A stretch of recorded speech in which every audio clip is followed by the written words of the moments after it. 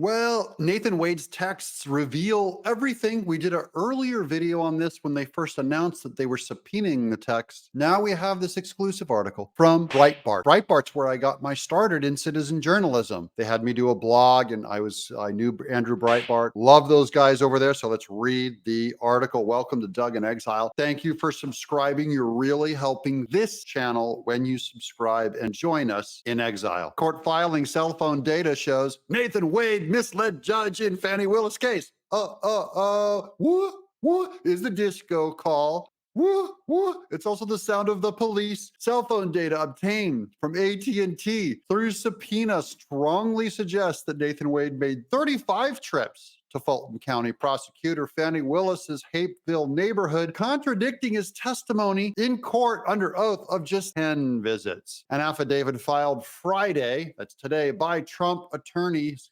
contend. So he was only off by 25 visits. Not a big deal to me if he said it was 11 or 12, if he was off by 1 or 2 visits, but now you're hiding information that we need to know. The filing, if true, suggests Wade may have committed perjury. Fulton Superior Court Judge Scott McAfee will decide whether to admit the affidavit and the cell phone records into evidence. I don't know how much his donation to Fani Willis will influence this decision, or his Judge McAfee's wife's 2 donations to Fani Willis's campaign, whether he'll allow this in the court or not. But maybe if I can make a suggestion to Trump's attorneys, why don't you make some donations to McAfee and his wife, since they seem to be, those kinds of people. Willis is the lover of Wade, a fellow prosecutor she hired to prosecute former President Donald Trump in the election interference case. Trump and co-defendant Mike Roman accuse Willis of maintaining an improper romantic relationship with Wade. And I think the corruption goes even deeper than that. Wade testified that his relationship with Willis began in 2022. So the timeline is very important in this. After Fani Willis opened the case against Trump in 2021. So she said that at the church even, but also under oath. Said, I didn't. I hired him. I started going to bed with him after I hired him.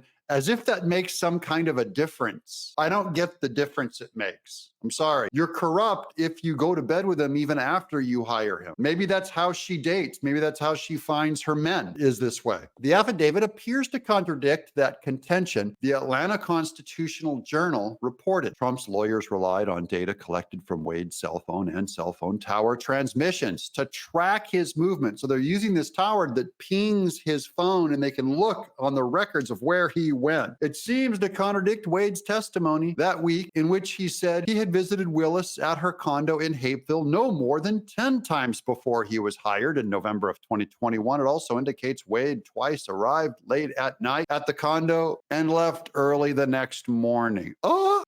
In the months before Willis and Wade said their relationship became romantic early in 2022. I don't know. Maybe I'm trying to think of what he could be doing there, getting there late at night, leaving early in the morning. He just needed a place to crash, maybe. Maybe our imagination's going a little wild. I don't know. What I do know is that I'm waiting for Wade and Fani Willis to come up with a cockamamie excuse like they did with the we pay only in cash. Wade's going to go, oh no, I allowed Fani Willis to take my cell phone home 35 times. I didn't go. That was just my cell phone. See, it's a black thing where you let people take your cell phone home. That's what they're going to give us next. Both Wade and Willis testified last week. They did not spend the night together at the Hapeville condo. That's perjury. Okay. The timeline is important for 2 reasons. If Willis and Wade were a couple before she hired him, it raises the prospect that she may have violated at least the spirit of anti-nepotism rules, meaning do not hire someone you are sleeping with, but when you hire them, do go ahead and sleep with them. Just make sure it's not before you hire. They can still be on the payroll making money, and you can go to bed with them all you want, extracting pleasure, go on expensive cruises, go to Napa wine country. Just don't do it before you hire them. That would be just way corrupt. The Fulton police policy specifically focuses on family members. More importantly, both Willis and Wade have testified under oath that the relationship began in 2022. If defense attorneys can prove that they lied under oath, it could constitute perjury. Anyways, if they lied under oath, it just goes to undermine their overall credibility. The affidavit notes that Willis and Wade made 2,000 dozen phone calls to each other during the first 11 months of 2021. They also exchanged about 12,000 texts. During what are they? Are they 14 years old or are they just otters?